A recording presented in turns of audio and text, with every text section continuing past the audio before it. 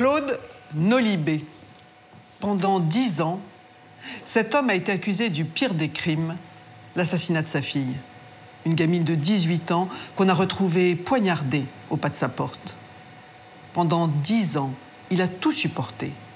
Les ragots, la prison, la solitude. Et il a tout perdu. Son travail, ses amis, sa maison. Jusqu'à ce que le véritable meurtrier de Caroline soit enfin identifié. Par le plus grand des hasards. 31 juillet 1991.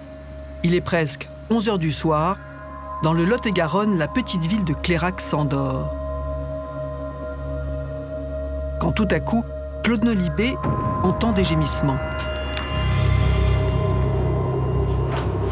Son chien est malade, alors il jette un œil par la fenêtre.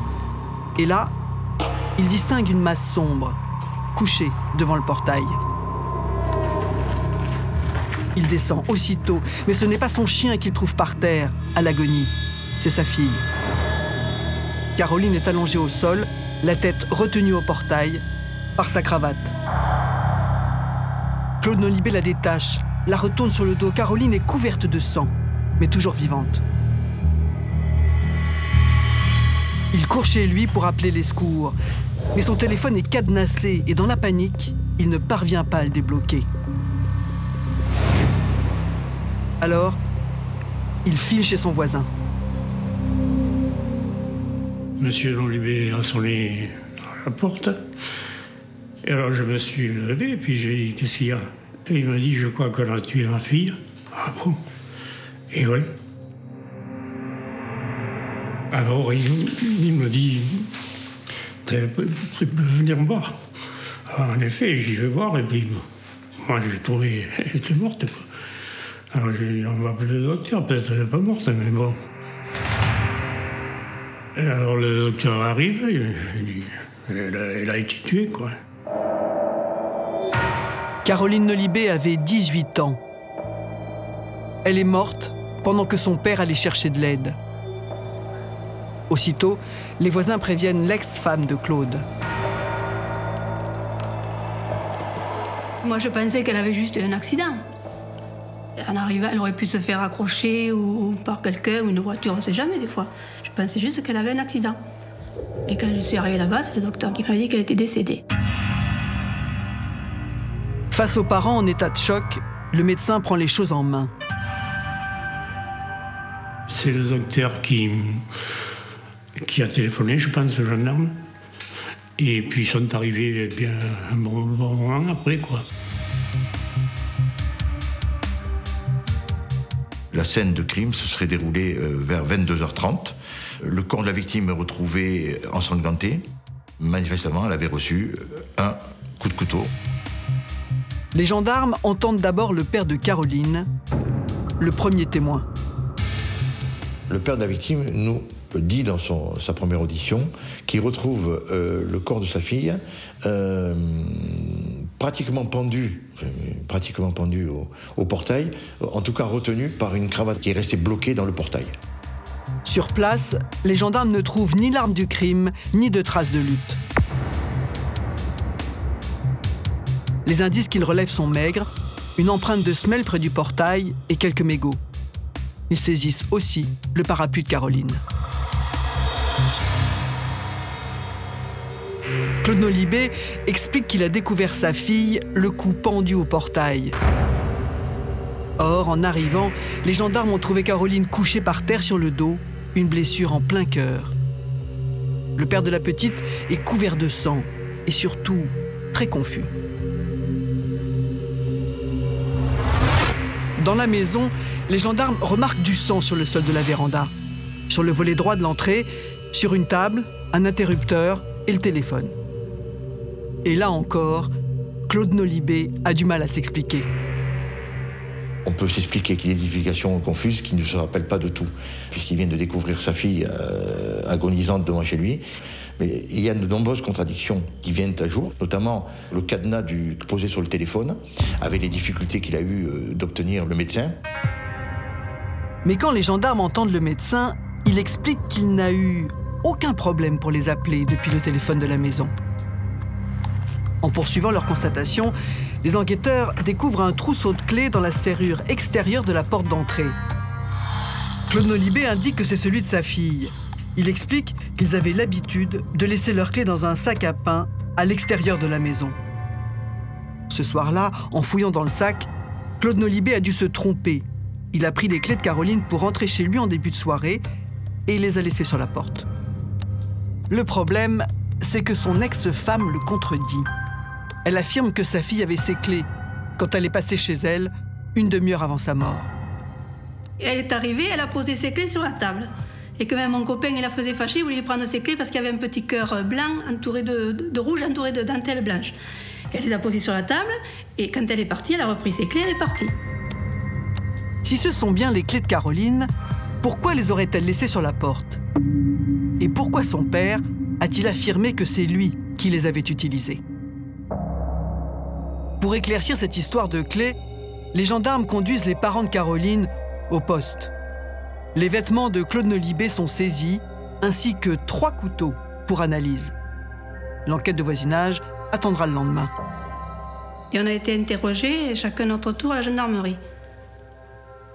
Disons qu'ils n'ont pas cherché à savoir, je ne sais pas moi, à chercher autour de la maison. Ou...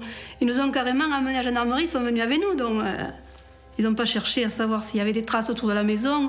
Et comme il avait plu un peu, ils ont dit qu'il n'y avait pas de traces parce qu'il avait plu un petit peu. La recherche d'indices s'arrête donc au portail de la maison. Dans la nuit, le corps de Caroline Nolibé est transporté à l'hôpital d'Agen pour y être autopsié.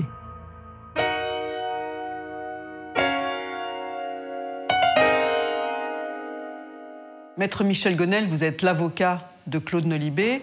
Pourquoi est-il placé en garde à vue? Il est placé en garde à vue parce qu'il est le premier témoin. Il est sur place.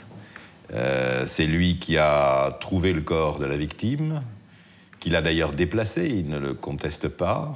Et lorsqu'il les suit en garde à vue, il n'imagine pas être soupçonné à proprement parler, c'est un homme simple, mais il se rend compte assez vite qu'on lui pose des questions précises et il se sent déjà suspecté. Les enquêteurs s'intéressent beaucoup à une histoire de clés retrouvée sur la porte des Nolibé.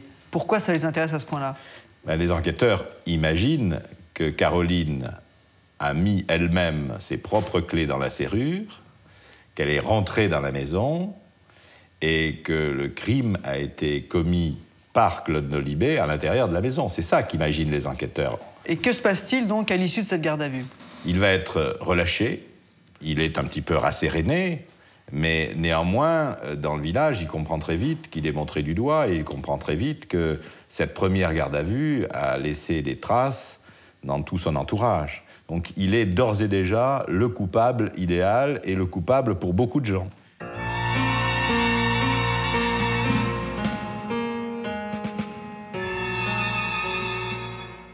Le père s'est expliqué, c'est maintenant au légiste d'apporter de nouveaux éléments aux gendarmes.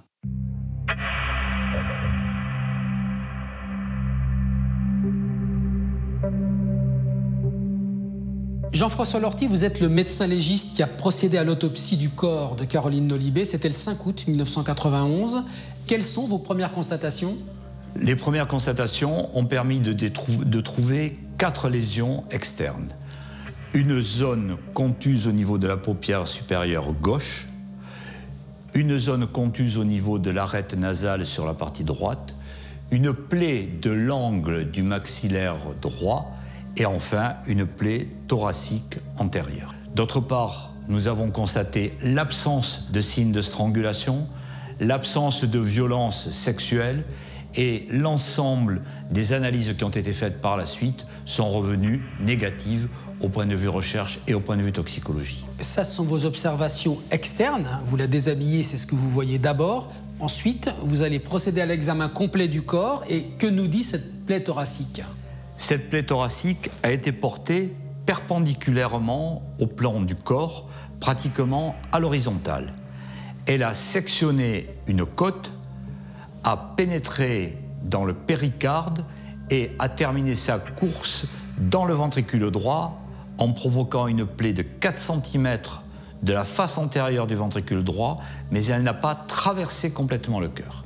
Est-ce que la mort est instantanée? Non, la mort n'a pas été instantanée, elle est survenue environ 10 à 15 minutes après le coup de couteau. Caroline Nolibé a été retrouvée allongée face contre terre, mais elle a pu se déplacer après avoir été poignardée. Caroline Nolibé ne présente aucune marque de défense et son meurtrier n'a pas cherché à la violer. Il lui a tranché le cœur et l'a laissée agoniser. Pour les gendarmes, ça n'a pas de sens. Pourquoi cette gamine a-t-elle été tuée? Qui pouvait lui en vouloir au point de lui planter un poignard dans le cœur? Caroline est une fille du pays, la 3e enfant d'une famille modeste. Le père Claude est cariste en usine, la mère ouvrière agricole. Les 2 frères de Caroline ont quitté la maison. Depuis quelques mois, sa mère a refait sa vie avec un autre homme. Caroline a choisi de rester vivre avec son père. Ses parents venaient de se séparer, mais bon, je sais qu'elle était très proche de sa maman, qu'elle se voyait pratiquement tous les jours. Ça, il n'y avait aucun souci. Mais enfin, bon, son papa n'était pas toujours là, il travaillait, donc elle avait la maison pour elle toute seule, elle recevait son petit monde, ses amis, et voilà, quoi. Je crois qu'elle avait son petit rôle de femme. Faire le ménage, préparer à manger, elle se débrouillait, quoi. Elle savait se débrouiller. Disons qu'elle ne se laissait pas faire. Si elle avait envie de répondre à son père ou de lui dire quelque chose, elle lui disait. Elle avait le caractère de son père, un peu. C'était elle qui faisait les chèques quand il y en avait à faire, tout ça. Oui, je pense qu'elle menait un peu... Que son père, je pense qu'il se déchargeait un peu sur elle, quoi. Les courses, le ménage, les comptes. À 18 ans, Caroline gère tout sans broncher. Elle vit simplement avec son salaire d'ouvrière. Elle travaille à la chaîne où elle conditionne des haricots verts. Quant à sa vie sentimentale, c'est un mystère. Des petits copains, oui, mais des copains attitrés, je n'en ai jamais connu aucun, quoi. Mais des petits copains, oui, elle en avait depuis l'école, des copains de ses frères, tout ça, des copines, mais aucun attitré, je n'en connaissais pas. Je sais qu'elle avait quelqu'un en vue, mais bon, ça restait toujours très discret. Et, voilà, j'en savais pas plus, quoi. Une fille sans histoire. Ça laisse peu de pistes aux gendarmes. Alors ils reconstituent son emploi du temps de la soirée. Ils interrogent tous ceux qui l'ont croisée. Caroline devait se rendre à une fête avec son amie Valérie. Ce soir-là, c'est 9h, 9h30, je crois, je me souviens plus très bien. Et donc, je devais passer la prendre et elle n'était pas là. Elle était partie chez un ami. Et donc, on devait se rejoindre et j'étais un petit peu en colère après elle parce qu'elle n'était pas là. Donc, son père sort et m'explique, oui, elle est partie manger chez sa mère ou chez Albert, je ne sais pas, si tu veux la rejoindre. Et en fait, je ne suis pas allée la rejoindre. J'ai dit, mais tant pis pour elle, elle savait que je devais passer la prendre, je m'en vais. Visiblement, Caroline a changé ses plans sans prévenir personne. Elle a préféré retrouver son meilleur copain, Albert. Elle avait mangé avec Albert. Et après, Albert l'avait accompagné, il était à mobilette à l'époque, il l'avait accompagné jusque chez nous, et après il était parti. Nous, on était juste arrivés, on était allés ramasser des haricots à la parade, et on était juste arrivés, j'étais en train d'équeuter mes haricots. Elle devait partir le week-end après à Biscarrosse avec des amis et un petit copain, mais je ne connaissais pas. Elle était venue justement demander si on n'avait pas une toile de tente à leur prêter. Pour partir en week-end, c'était le mercredi, ils devaient partir le vendredi ou le samedi. Et elle venait voir si on avait une toile de tente. Et on a discuté un peu, elle a plaisanté un peu avec mon compagnon. Et puis après, je suis allée prendre ma douche, elle a attendu que je sorte, et puis elle m'a dit « je m'en vais ». Albert devait participer à ce week-end entre copains à Biscarrosse. Cela fait de lui un témoin intéressant. Les vérifications auprès de son ami nous prennent beaucoup de temps parce que c'est quand même une des dernières personnes à l'avoir vue vivante. On apprend qu'ils travaillaient ensemble, donc ils avaient un lien professionnel, un lien amical, connu et reconnu de tout le monde. Les gendarmes vérifient son emploi du temps. Mais cette nuit-là, Albert l'a passé à l'usine. Donc ce sont des vérifications qui ont été faites et qui ont disculpé complètement, bien sûr, ce jeune homme. Reste l'hypothèse de la mauvaise rencontre. Caroline a peut-être été agressée en sortant de chez sa mère. Les gendarmes minutent précisément son trajet, 1,5 km qui la sépare de chez elle. Ce qui est sûr, c'est que très peu de temps s'est passé entre le départ de cette jeune fille de chez sa maman et le fait que son père la retrouve agonisante devant chez elle. Elle aurait déjeuné aux alentours de 20h avec son amie et elle se serait rendue chez sa mère vers 21h30, 21h45, d'où elle serait repartie vers 22h10, sachant qu'elle met une dizaine de minutes pour rejoindre son domicile. Elle effectuait ce parcours à pied comme chaque fois qu'elle le faisait. Elle a mis le même laps de temps qu'habituellement, donc elle n'a pas été, si vous voulez, retenue sur son trajet. Donc, pour nous, soit elle était attendue, soit elle a été suivie. Bon. Compte tenu de cet emploi du temps, tout s'est donc passé très vite. D'après les gendarmes, entre le moment où Caroline a passé le portail et celui où son père l'a retrouvée, 8 minutes maximum se sont écoulées.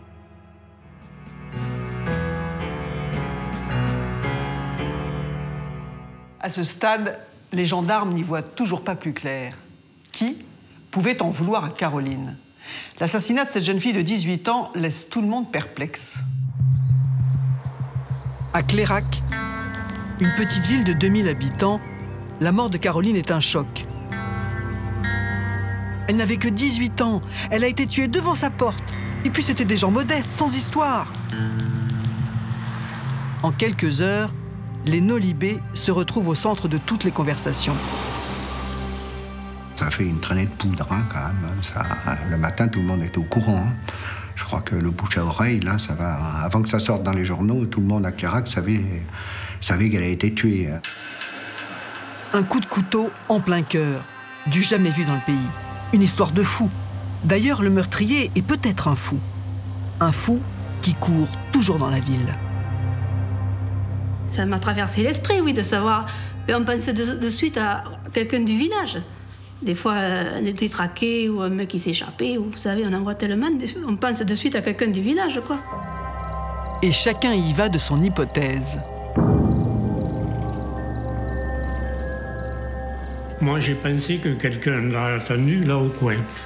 Il pleuvait ce soir-là. Et il y avait des marques comme ça profondes, quoi. C'était bien marqué. Et alors, j'ai pensé, là, il y a quelqu'un qui l'a attendu. Et c'est lui qui l'a tué, mais qui? On parle d'une voiture rouge qui serait passée dans l'allée, donc il y a un meurtrier qui est dans les environs. Voilà, ça c'est sûr que ça jette un coup de froid, quoi. Mais en ville, on apprend vite que les gendarmes concentrent leurs recherches sur les proches de Caroline. Du coup, les regards se portent sur eux. C'est vrai que les gens, à ce moment-là, on vous regarde, on essaye de vous parler un petit peu. Des gens qui vous adressent jamais la parole viennent vous poser quelques questions. Tout le monde suspectait tout le monde. Reste que la seule personne qui a passé la nuit en garde à vue, c'est le père. Il n'y a peut-être pas de fumée sans feu. La petite Nolibé a été assassinée. C'est ce qu'on a entendu. Et qui a fait le coup, on a arrêté le père, donc c'est le père. Le père, coupable. Petit à petit, l'idée s'enracine. Ce meurtre sauvage a forcément une explication. Et comme toujours, la rumeur se charge d'en trouver une. Après tout, Caroline l'a peut-être cherché. On n'arrête plus les mauvaises langues. On ne connaissait pas trop ses fréquentations, mais il y avait toujours des ouïdirs qui disaient qu'elle voyait des gitans, qu'elle voyait des gens un petit peu qui touchaient à la drogue, mais c'était toujours entre guillemets.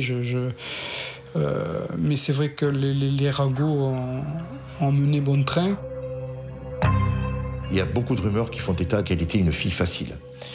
Ça nous a conduit à faire beaucoup d'investigations de façon à écarter beaucoup de pistes qui auraient pu se dévoiler du fait des nombreuses rencontres qu'aurait faites cette jeune fille. De fille tranquille Caroline passe bientôt pour légère. Les gendarmes n'y croient pas vraiment, mais il faut tout vérifier. Et c'est vrai que ça nous a fait partir dans des hypothèses les plus irréalistes. Ces rumeurs qu'on a entendues un petit peu plus tard accréditaient la thèse qu'elle se livrait à la prostitution. Une fille facile, qui vit avec son père et qui le mène à la baguette. En quelques jours, tout le monde finit par trouver ça malsain. On lui attribue des relations incestueuses avec sa fille puisqu'il vivait avec elle donc au quotidien.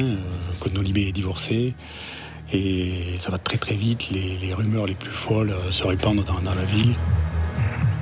Il y en a même qui ont dit tiens, il a perdu sa deuxième femme. À ce moment-là, je trouvais ça un petit peu dégueulasse, quoi. J'ai pas compris pourquoi les gens, les journalistes de l'époque, ceux qui écrivaient les journaux, tout ça, je me demande même s'ils sont allés interviewer vraiment les gens qu'il fallait, parce que c'était du grand n'importe quoi. Moi, je les entendais des fois après par d'autres gens me les répéter, mais moi je disais qu'ils disaient, ils savaient pas ce qui s'était passé, puis ils racontaient n'importe quoi. J'ai laissé faire, qu'est-ce que vous voulez dire? En quelques jours, les Nolibé voient leur vie s'écrouler. Leur fille à peine assassinée, sa mémoire est piétinée et l'honneur de son père bafoué.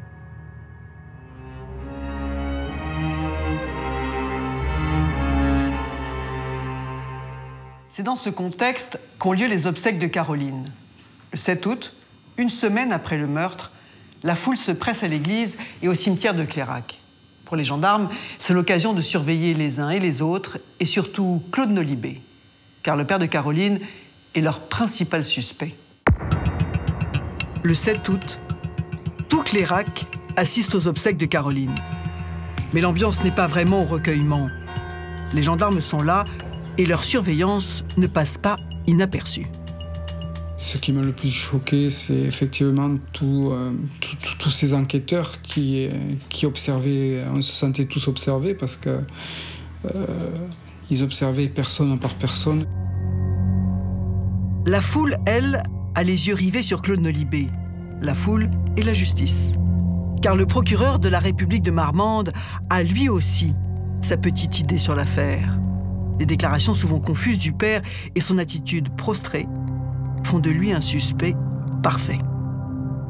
C'est le procureur de la République de Marmande de l'époque qui a, avec des éléments, à mon avis, très futiles, une histoire de clé, enfin des trucs...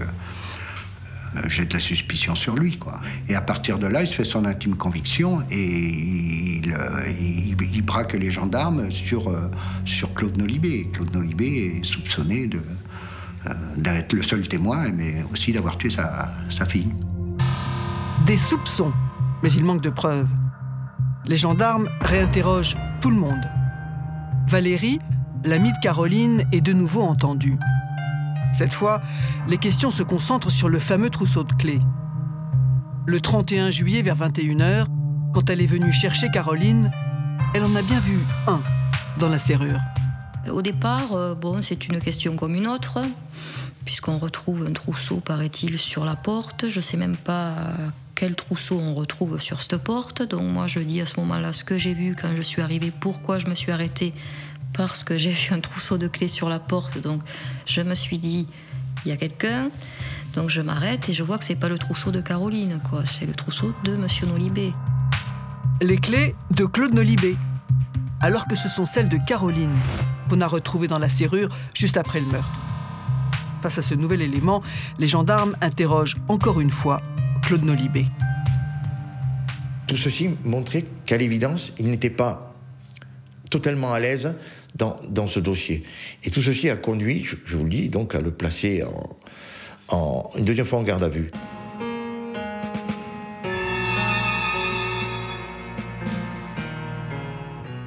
Maître Michel Gonel, votre client est placé en garde à vue une deuxième fois le 12 août. Ce nouvel interrogatoire est beaucoup plus dur que le premier. Il est particulièrement féroce. Claude Nolibé me raconte que dans les locaux de la gendarmerie, on dessine sur le sol un cercle à la craie On le place debout au milieu de ce cercle, avec interdiction de sortir du cercle. Nous sommes en plein mois d'août, il fait très chaud. Claude Nolibé, à plusieurs reprises, dit qu'il a soif, qu'il voudrait boire. On va placer un verre d'eau à sa vue au bout de la table, en lui disant « Tu auras ton verre d'eau quand tu nous auras enfin dit la vérité », ce qui veut dire quand tu auras enfin avoué d'avoir tué ta fille. Néanmoins, cet homme simple, qui n'a jamais eu affaire à la justice avant, restera très clair, très précis pour dire que jamais il n'a eu même l'idée de tuer sa fille.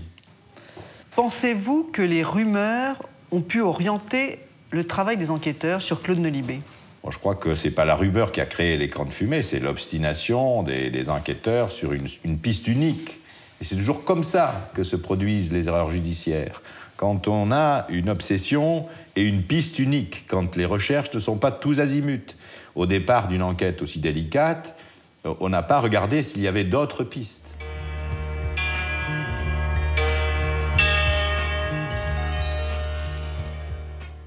Claude Nolibé est donc inculpé pour assassinat le 14 août 1991, 2 semaines après la mort de sa fille. Claude Nolibé est placé en détention. La juge d'instruction a l'espoir de le faire craquer, car elle manque de preuves. Le 16 août, elle ordonne une nouvelle perquisition de la maison. On va chercher le père en prison et son comportement déroute les gendarmes.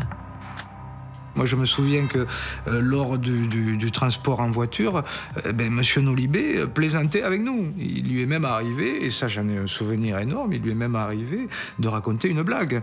C'était quand même quelque chose de relativement anormal pour une personne qui venait de perdre son enfant, d'autant plus un meurtre. Les gendarmes pensaient avoir relevé toutes les traces de sang dans la maison la nuit du meurtre. Mais l'expert fait de nouvelles découvertes. À l'intérieur du domicile, nous avons trouvé différents éléments qui nous ont troublés. Premièrement, il y a eu des traces de sang trouvées dans un évier. Nous avons également trouvé, dans la chambre de la victime, de nombreux vêtements qui étaient manifestement souillés de sang, ce sang étant lavé. Bien sûr, ces vêtements nous ont interpellés. Et l'expert qui était présent avec nous maintenait que c'était du sang lavé. Donc ces vêtements ont été saisis et remis à la justice pour expertise. Les conclusions de l'expert arrivent sur le bureau du juge 2 jours plus tard. Elles ne vont pas arranger les affaires du père de Caroline.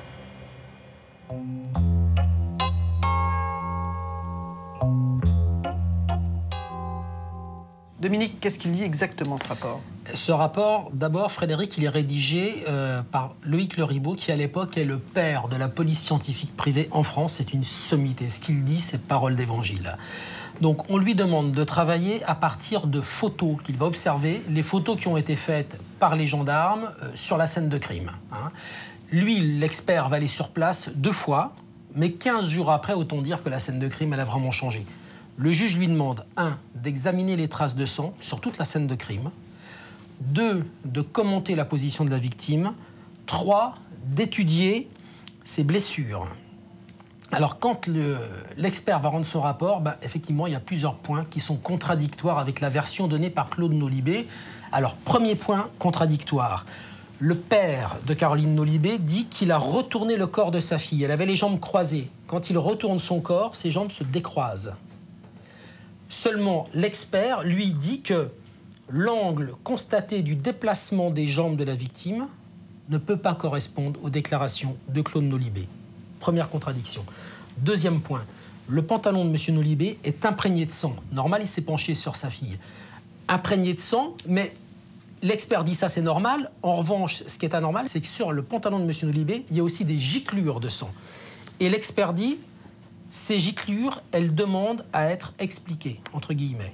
Troisième point, quand M. Nolibé sort de chez lui, il est en pantalon, torse nu.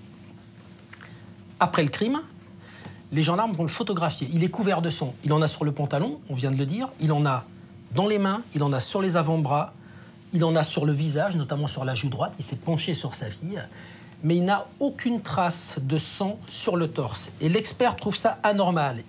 Il dit c'est très difficilement explicable, sauf si M. Nolibé portait un t-shirt ou une chemisette. Et dernier point, et pas des moindres, à propos de cette trace de sang qu'on retrouve sur le volet droit à l'entrée de la maison. Monsieur Nolibé dit, c'est peut-être ma main, j'ai peut-être posé ma main à cet endroit-là, ma main couverte du sang de ma fille. Eh bien, l'expert dit, ça n'est probablement, cette trace, pas due au contact d'une main ensanglantée. Lui voit autre chose. L'expert dit, c'est un objet ensanglanté dont la surface est lisse qui a provoqué cette trace. Et il écrit dans son rapport, il pourrait s'agir de la veste en cuir de la victime. Ce qui veut dire que, pour l'expert, la victime serait arrivée jusqu'à la porte de la maison. La trace de sang, elle est exactement à la hauteur du cœur de Caroline, c'est-à-dire qu'elle correspond. Elle sera à cet endroit-là. Donc, quand les gendarmes et le juge reçoivent ce rapport, autant vous dire qu'ils sont persuadés, le juge et les gendarmes, que Caroline Nolibé, elle est entrée dans la maison.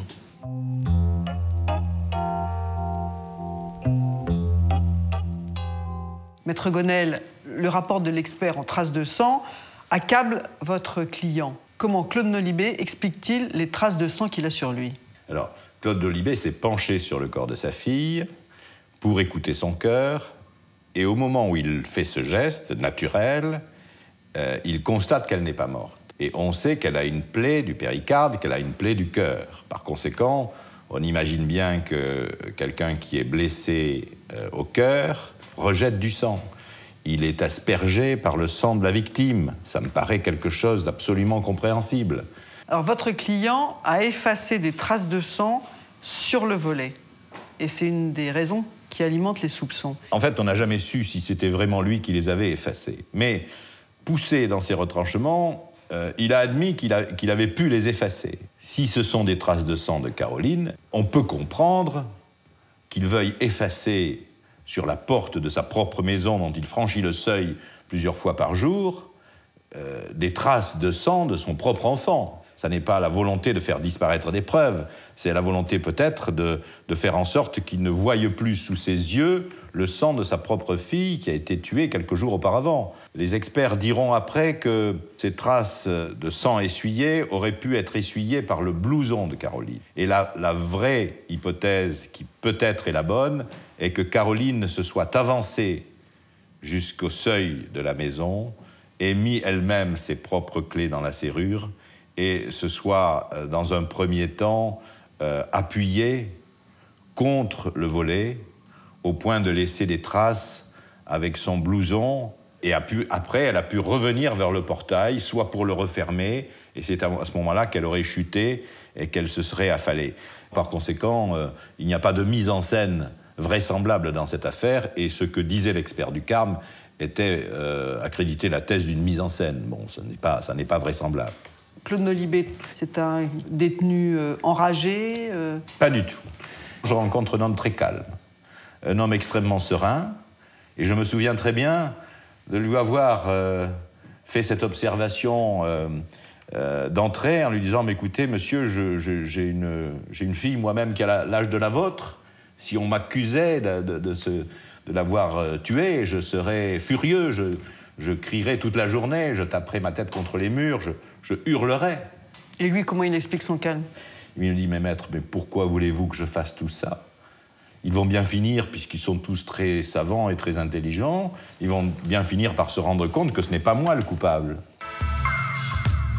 Pour éclaircir les déclarations de Claude Nolibé, la juge d'instruction ordonne une reconstitution.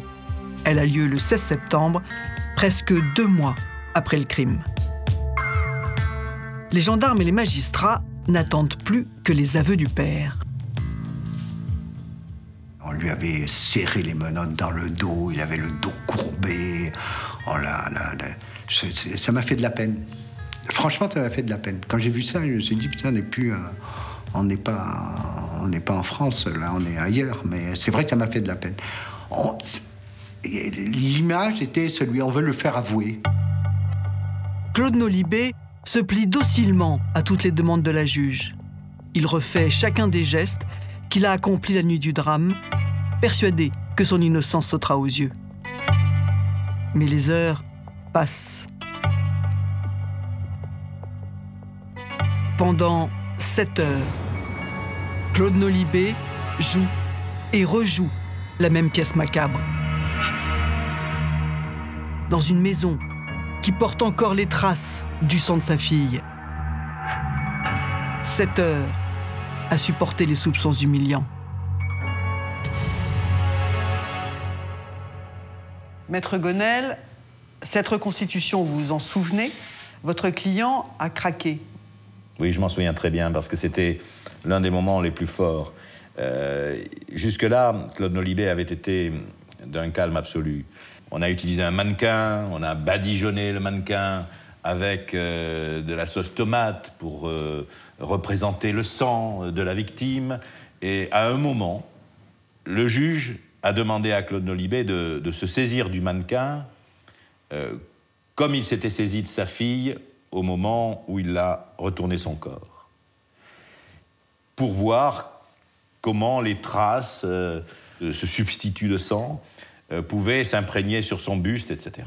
Et à ce moment-là, en un éclair, Claude Nolibé s'est révolté. Très fortement, en disant « Non, ça, vous ne me le ferez jamais faire ». À ce moment-là, on a senti que Claude Nolibé était devenu plus fort que les enquêteurs. Car il y a eu un silence total, un silence de respect par rapport à cet homme qui se révoltait pour la première fois par rapport à l'accusation la plus atroce qu'on puisse faire à un homme, c'est-à-dire d'avoir poignardé sa fille en plein cœur. La reconstitution n'est pas concluante. Alors 10 jours plus tard, le 27 septembre, la juge libère Claude Nolibé, malgré l'opposition farouche du procureur de la République. Mais le père n'en a pas fini. 4 jours après sa sortie, une nouvelle perquisition a lieu. Cette fois, les gendarmes saisissent des éponges dans l'évier où l'expert a retrouvé du sang de Caroline. La justice s'acharne. Si Claude Nolibé est bien le coupable, elle doit le prouver. Elle doit aussi trouver un mobile à cet assassinat. Alors, on plonge dans la vie de Claude Nolibé. Un psychiatre l'expertise pour découvrir que le père et la fille entretenaient une relation fusionnelle. Une relation de dépendance qui trouve ses racines dans l'enfance de Claude Nolibé. L'homme est né à Clairac en 1939 dans une famille modeste. Il a 3 frères et 2 sœurs avec lesquels il partage une enfance assez triste.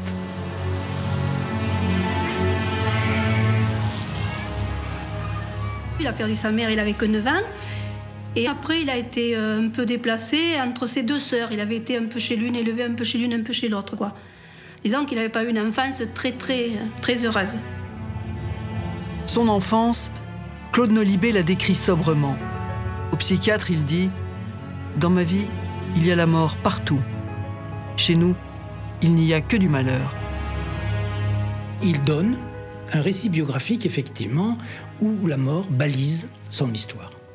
La mort première, c'est la mort de sa mère, dont d'ailleurs on remarquera qu'il ne peut rien dire sur sa mère, mais rien. C'est tout à fait étonnant. Mais il ne sait rien non plus de la famille de sa mère. Il ne sait rien de l'histoire de sa mère. Il sait que c'était une bonne mère, dira-t-il. Ensuite, la mort, c'est la mort de ses frères et sœurs. Donc, effectivement, il dit que sa vie a été un long cauchemar dont le point final est horrible, est la mort de sa fille. Mais la mort pour Claude Nolibé, c'est aussi celle de son couple. Quand la mère de Caroline l'a quitté, dit-il, elle l'a laissé comme orphelin. Sa femme, Claude Nolibé, pour lui, c'était sa vie. Elle a trouvé une personne, elle est partie avec du jour au lendemain, donc ça a été un grand choc pour lui, quoi. Heureusement, je pense qu'il avait sa fille pour continuer un petit peu à vivre, à garder la tête un petit peu hors de l'eau, parce que sans quoi, il aurait fini par sombrer dans la dépression la plus totale. Dans cette séparation déchirante, Caroline est devenue une bouée de sauvetage pour son père. Sa présence était rassurante. C'est tout ce que demandait Claude Nolibé. Au plan des liens affectifs et de ce qui se jouait, cette fille apparaissait pour lui comme étant quelque chose qui faisait partie de lui. Sans sa fille, il ne pouvait pas avancer. Plus il était lié avec sa fille, plus sa fille disparaissait dans ce lien. Et Il est incapable de rien dire, sa fille. Si elle était grande, petite, blonde, brune, si elle aimait ceci, si elle aimait cela. À 18 ans, Caroline est ainsi devenue la mère que Claude Nolibé n'a pas eue, la maîtresse de maison qu'il a perdue. Un rôle principal que Caroline a pris très à cœur, parfois même un peu trop. Peu à peu se dessine cette fille avec laquelle il va vivre. Et là, on découvre une caricature. C'était véritablement la fée du logis, mais au sens le plus profond. Elle s'occupait de tout, elle faisait tout, elle était totalement totale pour tout. Mais au-delà, elle avait une espèce de mainmise, d'emprise sur la maison, l'organisation et lui-même, incroyable quand on l'écoute. Une fois, son père était parti en vacances avec une de ses amies. Alors elle râlait un peu parce qu'elle m'a dit « Oui, il faut que je rentre à la maison parce que papa il rentre ce soir, il faut que je prépare le repas. » Et il peut se le faire. Elle râlait un peu, quoi. Enfin, après, elle le faisait. Mais elle râlait. Elle n'aimait pas trop qu'il mène quelqu'un à la maison, quoi. Elle voulait bien qu'il fasse ce qu'il veut, mais pas qu'il ramène trop quelqu'un à la maison. Elle n'était pas très d'accord. À la maison, c'est Caroline qui commandait. Et ça ne dérangeait pas son père, bien au contraire. Elle interdisait la venue de toute femme à la maison, qu'il s'agisse d'une aventure ou même. Et alors, avec une terminologie tout à fait étonnante, dans le discours de cet homme, elle disait, c'est à elle ou moi. C'est-à-dire, il dit, c'était pas commode, hein, elle rigolait pas, il fallait faire ceci, il fallait faire cela, ouh là là, oui. Mais, il dit, c'était parfait quand même, il y est très bien. Elle pense pour lui.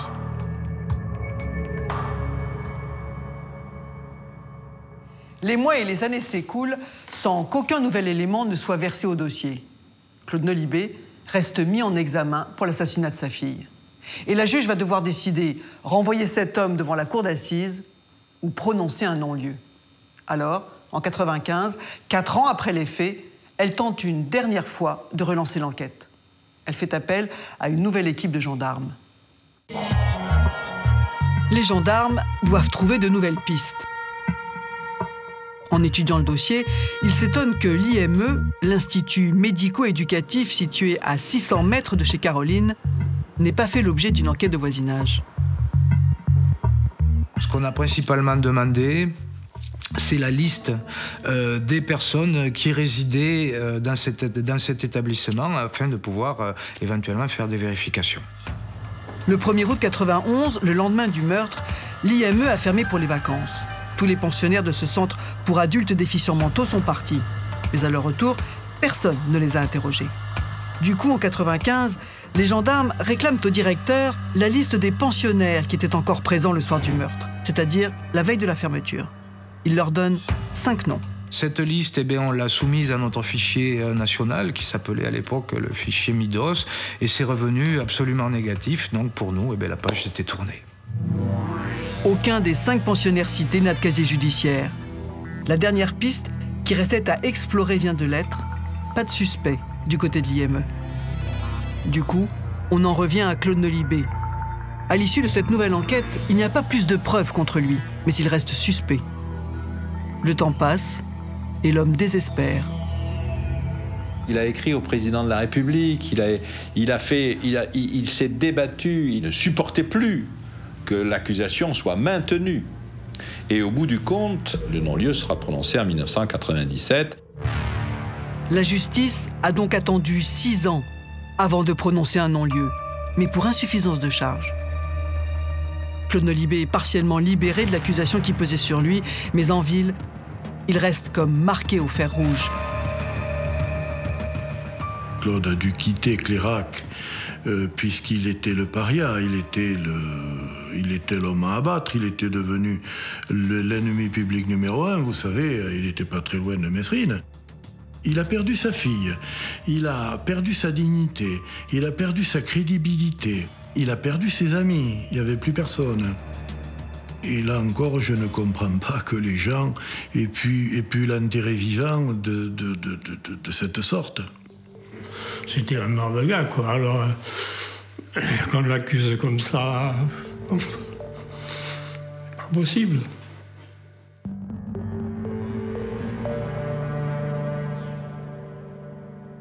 Maître Gonel, en 1997, Claude Nolibé bénéficie enfin d'un non-lieu, mais pour insuffisance de preuves. Est-ce que ce non-lieu va calmer la rumeur et est-ce que ça va lui permettre de retrouver son honneur? Vous savez, il y a plusieurs types de non-lieux.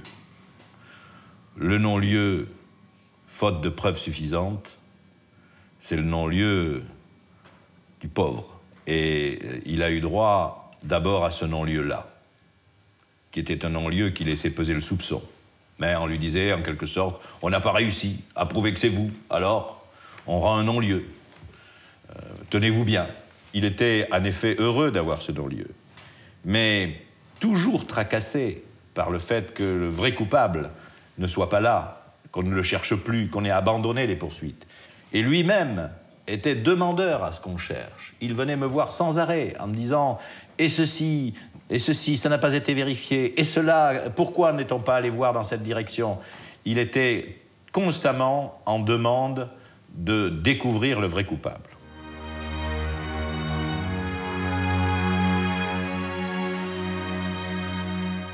Le meurtre de Caroline n'est pas élucidé, mais l'enquête est abandonnée. Jusqu'à ce qu'en mai 2001, 10 ans après les faits, un élément déterminant soit découvert. Un pur hasard. C'est une femme de ménage qui a relancé l'affaire. Une employée de l'IME, l'Institut médico-éducatif de Clairac. En effectuant son service, elle découvre sous le lit dans une chambre un mot sur lequel il est indiqué « Je suis l'assassin de Caroline Nolibé ». Immédiatement, la femme de ménage transmet ce mot à la direction. À l'IME, c'est la stupéfaction. Quand j'ai appris que le pensionnaire en question, c'était Philippe Guindouze, j'ai été très étonnée. J'ai du mal à croire qu'il ait pu écrire ça. Philippe Guindouze, un pensionnaire de 38 ans qui s'accuse du meurtre de Caroline Nolibé 10 ans après.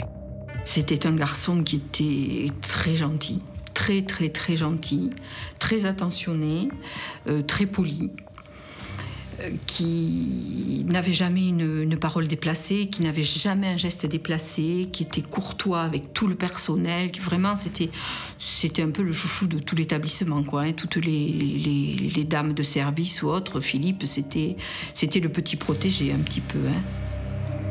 L'enquête qui s'annonce n'a rien d'ordinaire. Philippe Guindouze a l'âge mental d'un garçon de 7 ans. Les gendarmes décident donc d'interroger le personnel de l'IME pour mieux le connaître avant de l'interpeller.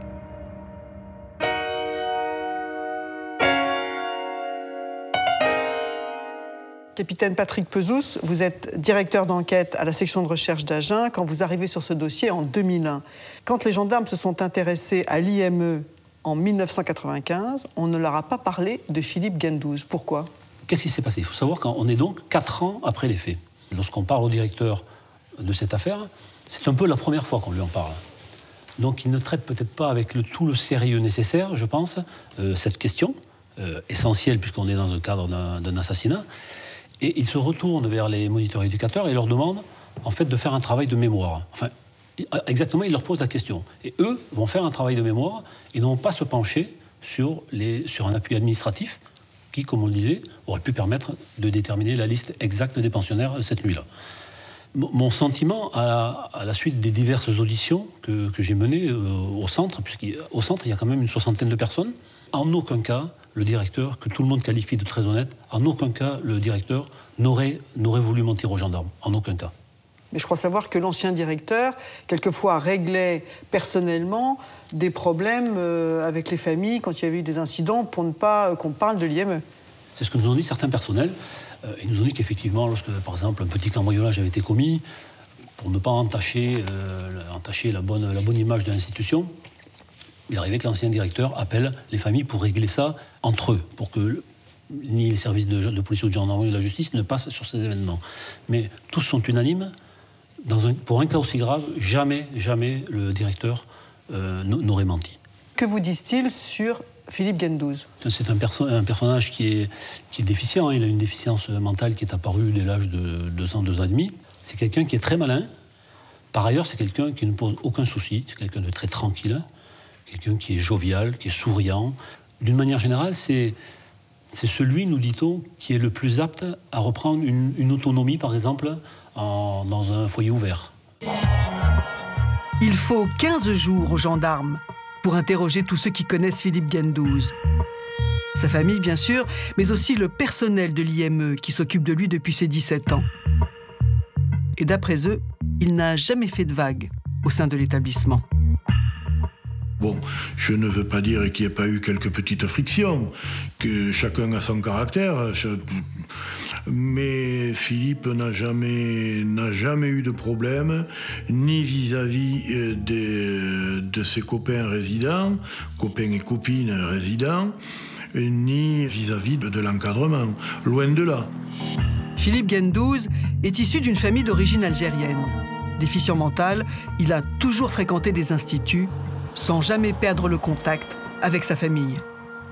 C'est vrai que la famille, c'était vachement important pour lui, très très important. Ouais. Elle est très présente avec Philippe, mais elle se mêle pas trop à l'IME, quoi. Elle vient, récupère Philippe, elle le ramène, mais bon, pas beaucoup de contact quand même avec l'établissement. Philippe Gendouze est suffisamment autonome pour vivre en foyer dans Clairac. Il y mène une vie simple. Il a un emploi au CAT, le centre d'aide par le travail, et il a même une liaison avec une jeune femme de l'Institut. Philippe a eu quelques aventures, hein, enfin au moins une qui a duré relativement longtemps, avec une pensionnaire de l'établissement.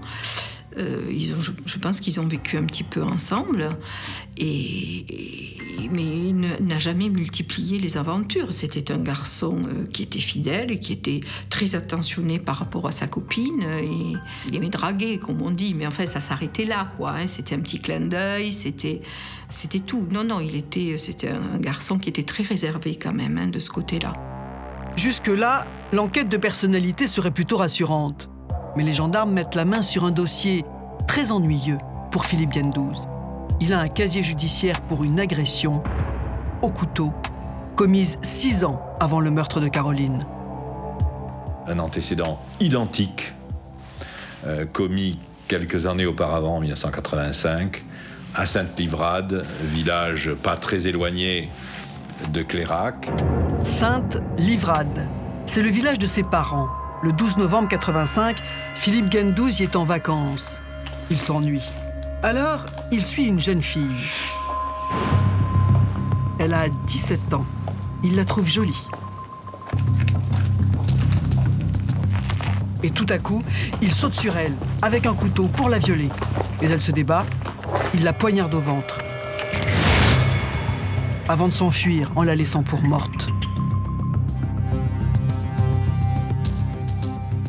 À la suite de l'agression de 1985, Philippe Gendouze est hospitalisé d'office au centre psychiatrique de la Candélie, près d'Agen.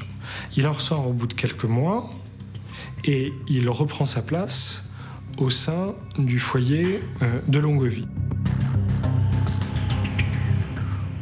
Dominique, Philippe Gendouze n'a pas été jugé pour cette première agression de 1985. Pourquoi ? Il a été déclaré irresponsable au sens pénal de ses actes.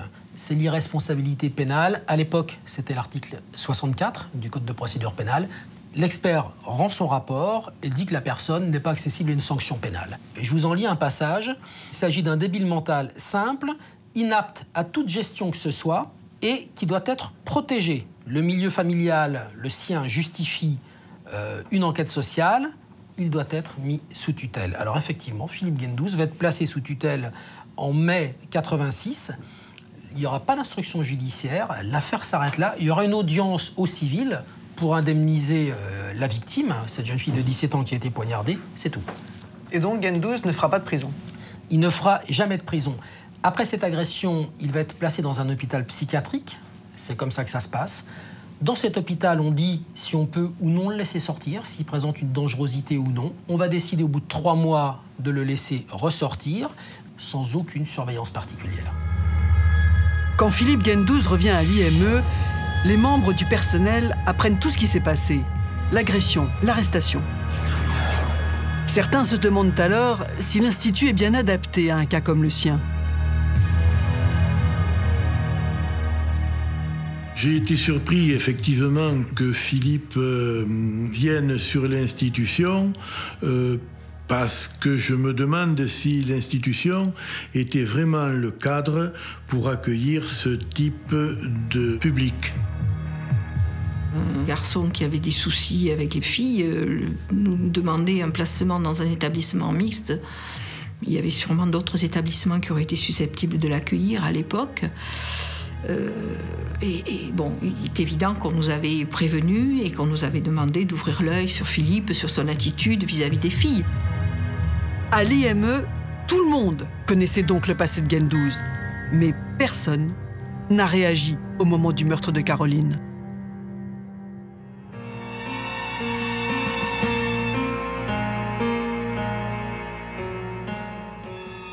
Capitaine Pezous, comment expliquez-vous qu'en 1991, quand a lieu le meurtre de Caroline, personne à l'IME ne fasse le rapprochement avec ce qu'avait commis Philippe Gendouze quelques années auparavant?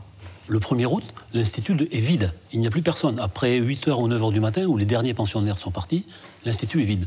Donc tous les personnels administratifs, les éducateurs, moniteurs, sont chez eux.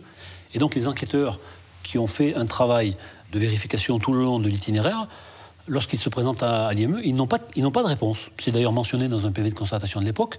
IME, aucun renseignement. Ils ne peuvent pas avoir de renseignement, il n'y a plus personne. Mais quand tout le monde rentre de vacances, à ce moment-là, il y a peut-être certains éducateurs qui peuvent se poser des questions ou faire des rapprochements. Effectivement, ils auraient pu se poser ces questions. Mais entre-temps, la responsabilité du père a été engagée dans ce dossier. Il a été entendu, placé en garde à vue et même écroué. Et donc, aux yeux de tous, sa responsabilité, c'était lui, l'auteur de l'assassinat. Donc il n'y avait peut-être plus de raison à élaborer et à faire un travail de mémoire pour savoir si éventuellement un pensionnaire pouvait être impliqué dans cet acte. Le 30 mai 2001, au bout de 20 jours d'enquête, vous effectuez une perquisition dans la chambre de Philippe Gendouze. Comment réagit-il? Dès que nous pénétrons dans la chambre de Philippe Gendouze, il va se dresser sur son lit et nous dire « j'ai tué personne ». Alors qu'aucune question ne lui a encore été posée, voilà quels sont ces mots à notre entrée dans la chambre. Et que découvrez-vous dans sa chambre? Des écrits, des vêtements, 3 couteaux et un gant sectionné à hauteur du poignet. Parmi les écrits, nous noterons du 31 juillet au 1er août 92, une petite erreur sur l'année, la fille Nolibé est morte, elle s'est faite assassiner non loin de Longueville, et au verso de ce document est inscrite « M tuer la prochaine ». Il y a également écrit « liste que je dois tuer »,« liste que je vais agresser ». Et les couteaux? L'Opinel va nous être désigné au cours de sa garde à vue par lui-même comme étant l'arme utilisée lors du crime. Il nous dira également que le gant qui a été saisi est un gant qu'il voulait utiliser pour essayer de masquer ses empreintes éventuellement qu'il aurait pu laisser sur la fille. Voilà. Donc vous le placez en garde à vue, et comment se déroule cette garde à vue? On a essayé, si vous voulez, de le mettre en confiance, puisque c'est quelqu'un à qui il faut laisser le temps d'assimiler les questions et de formuler ses réponses. Donc, si vous voulez, on a demandé à une enquêtrice, assistée d'un enquêteur également, mais à une femme, de gérer et de diriger cette garde à vue. Que dit-il, lui? Il dit « j'ai marqué la vérité dans ce papier ». Et donc, il se désigne comme l'auteur de l'assassinat. Philippe Gendouze explique que depuis sa chambre, il voyait passer Caroline Nolibé presque tous les jours. Il l'a trouvée jolie.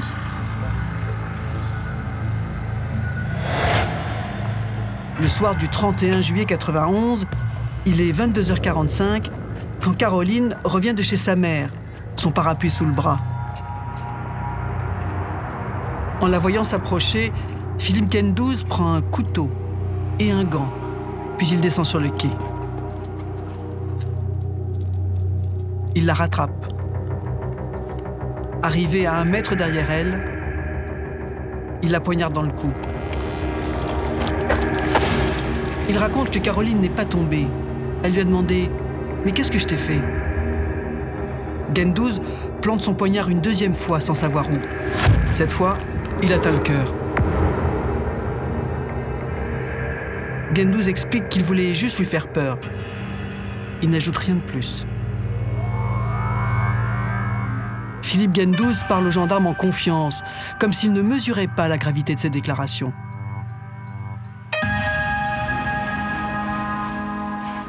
10 ans après le meurtre, ces aveux tardifs soulagent tout le monde. À l'issue de cette garde à vue, Philippe Gendouze va être présenté au juge d'instruction rapidement, mais il va confirmer effectivement ses aveux.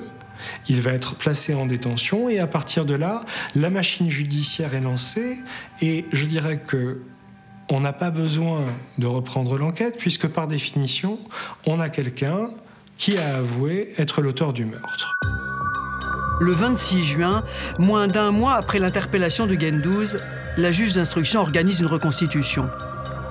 L'accusé se prête au jeu. La juge d'instruction lui demande de désigner le parapluie de sa victime parmi 3 autres. Il hésite et finit par montrer celui de Caroline.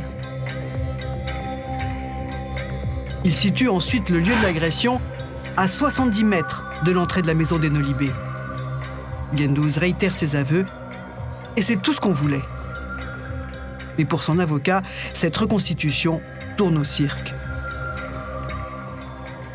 Lors de la reconstitution, il explique sortir une première fois du foyer et rentrer dans le foyer pour prendre son couteau.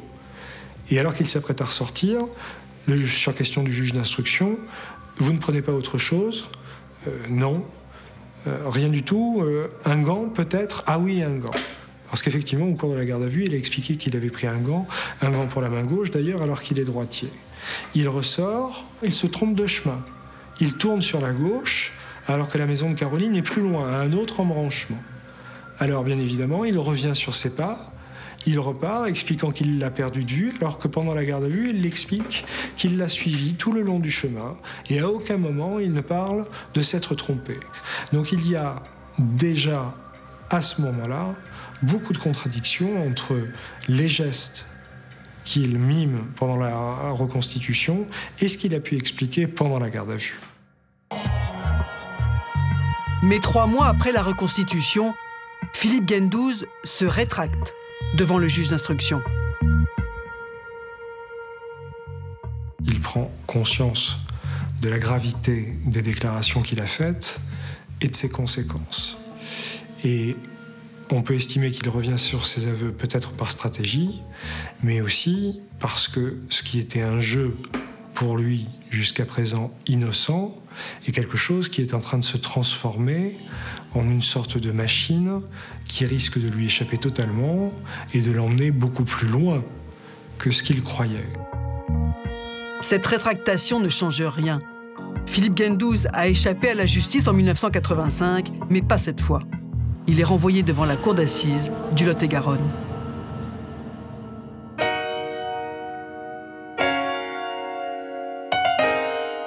Docteur Pierre Lamotte, vous êtes expert psychiatre. Philippe Gendouze a été examiné à plusieurs reprises. En mai 2001, une expertise a conclu qu'il pouvait être jugé. 6 mois plus tard, en octobre, qu'il ne pouvait pas l'être.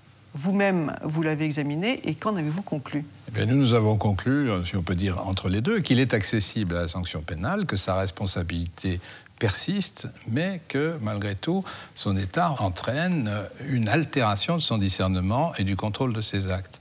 Alors, ça ne veut pas dire que sa responsabilité est atténuée, mais ça veut dire qu'il faut en tenir compte pour prononcer sa peine et son exécution. Donc, selon vous, sa responsabilité n'est pas abolie, il peut donc être jugé ? Il peut être jugé. Alors, comment on peut expliquer qu'à 15 ans d'intervalle, une fois il a été jugé irresponsable pour des faits tout à fait similaires, et l'autre fois, il a été jugé responsable ? Quand on vous montre quelqu'un qui a donné des coups de couteau, mais avec une explication, il a rattrapé, il n'a pas osé, il ne savait pas comment, etc., la pression est beaucoup moindre pour investiguer en profondeur les relations de l'auteur avec la victime, de l'auteur avec son crime, que lorsqu'il y a eu crime avec mort. La mort impose, je pense, une vision assez différente. Et ça ne m'étonne pas qu'il puisse y avoir, à clinique égale, des observations un peu différentes sur la question de la responsabilité. Parce que les conséquences ne sont pas les mêmes. Parce que les circonstances n'étaient pas les mêmes, même si les conséquences aussi sont différentes.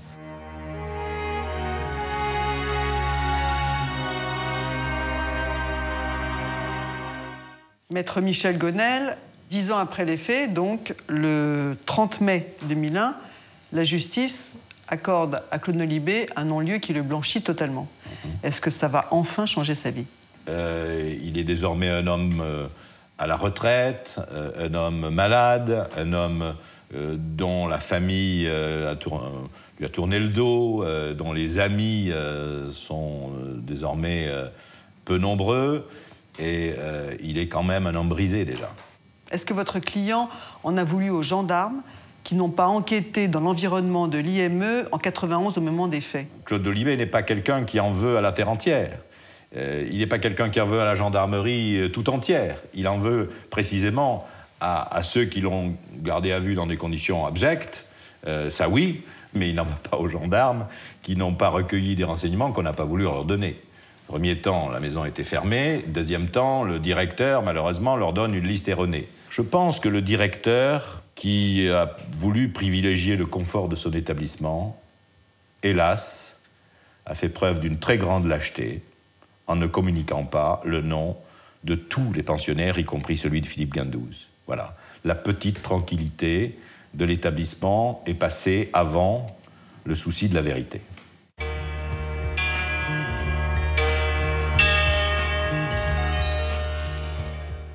Philippe Guindouze comparaît donc le 10 janvier 2004 devant la cour d'assises d'Agen. Du haut de ses 7 ans d'âge mental, il doit répondre de ses actes. Mais il n'est pas le seul, car dans cette affaire, la justice aussi a quelques comptes à rendre. En soupçonnant injustement Claude Nolibé, la justice s'est trompée. Alors au procès, tout le monde attend qu'elle reconnaisse son erreur et lave l'honneur du père de Caroline. Quant à Philippe Guindouze, ses défenseurs ont peu de doutes sur son sort. C'est dans une ambiance lourde que le procès de Philippe Guindouze commence en 2004.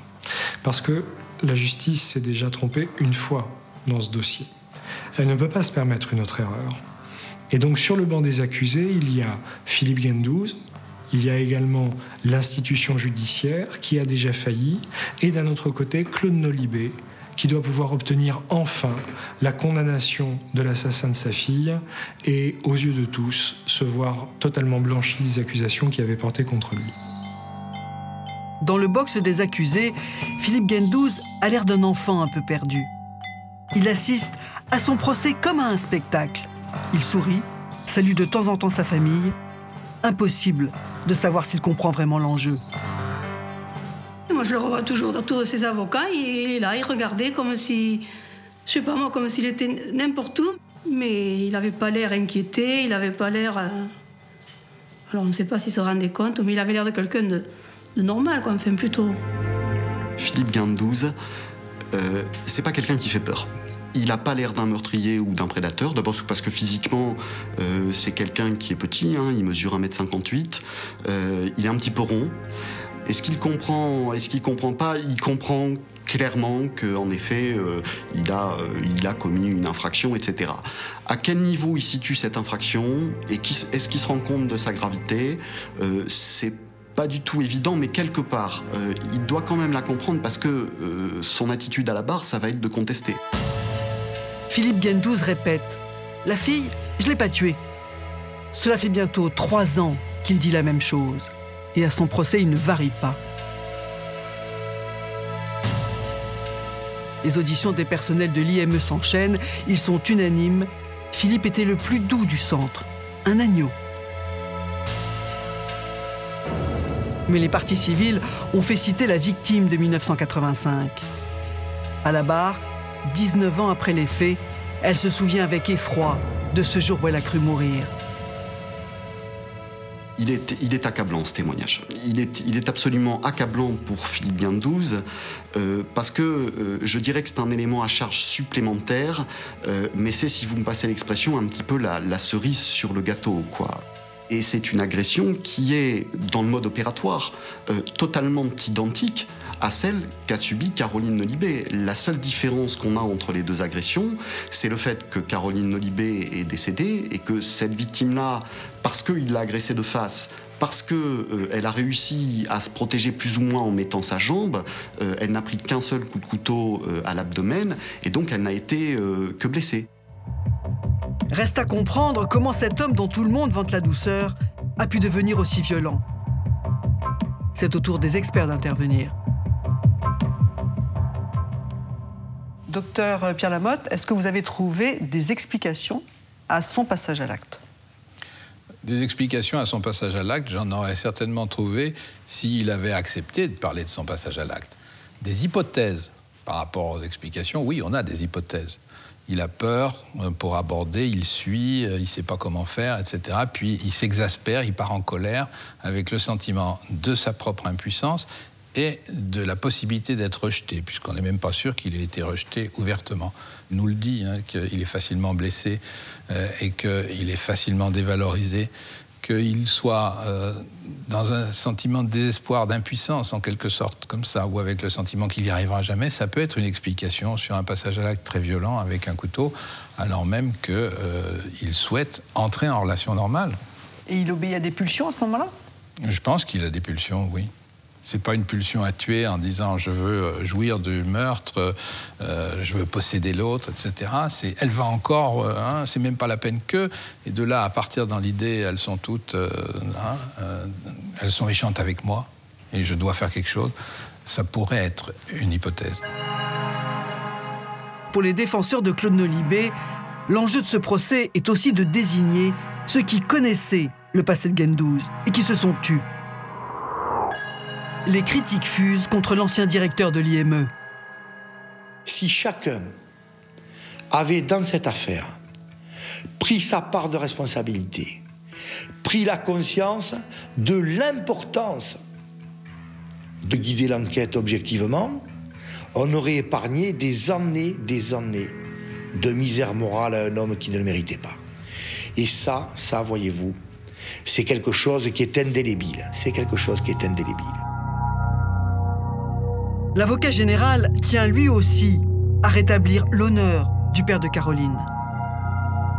Ces réquisitions sont très attendues.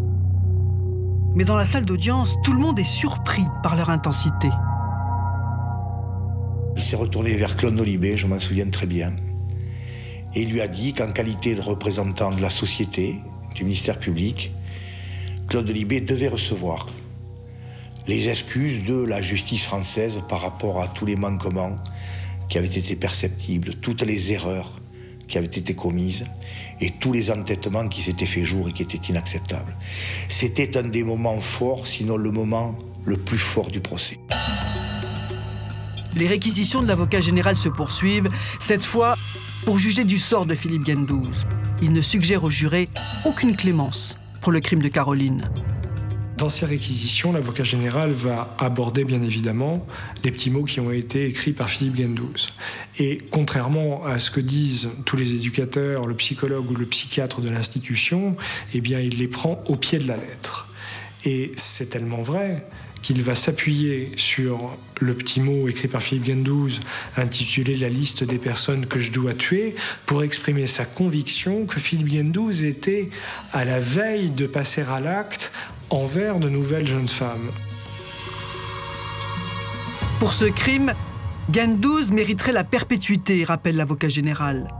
Mais compte tenu de la déficience de l'accusé, il réclame 13 à 15 ans de prison. La défense ne remonte pas la pente. Elle plaide l'acquittement sans grand espoir. Philippe Gendouze prend 15 ans. Je suis anéanti, très sincèrement. D'abord parce que c'est le prononcé d'une culpabilité, et ensuite parce que la peine qui est prononcée, 15 ans, est extrêmement lourde. Elle est extrêmement lourde, non pas au vu des faits, mais au vu de la personnalité de Philippe Gendouze. Et encore une fois, beaucoup d'experts se sont succédés, et tous concluent qu'une sanction longue n'aurait aucun intérêt. C'est la symbolique de la sanction. Et c'est ce qui me fait véritablement penser que dans ce procès, ça n'est pas uniquement Philippe Gendouze qui a été condamné. Ce sont les errements de la justice, les erreurs qui ont pu être commises, et on voulait absolument avoir un responsable.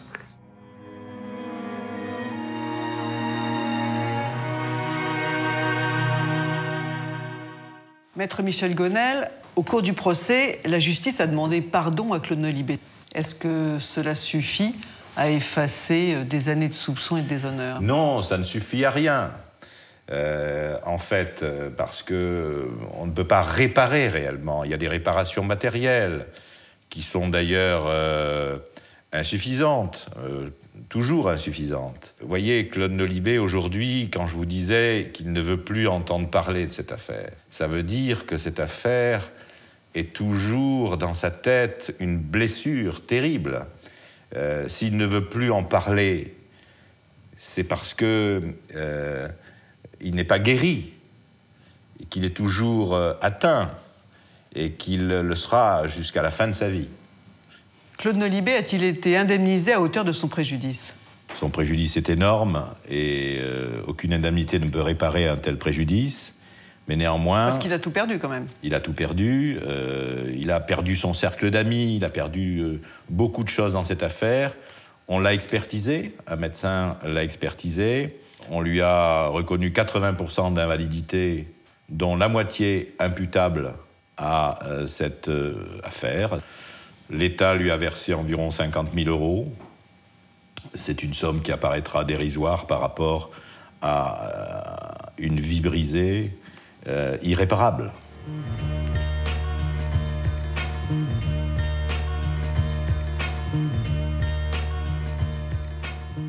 Philippe Gendouze n'a pas fait appel de sa condamnation. Quant à Claude Nolibé, il a quitté Clairac. Il n'a plus la force d'évoquer ce drame. C'est aujourd'hui un homme brisé.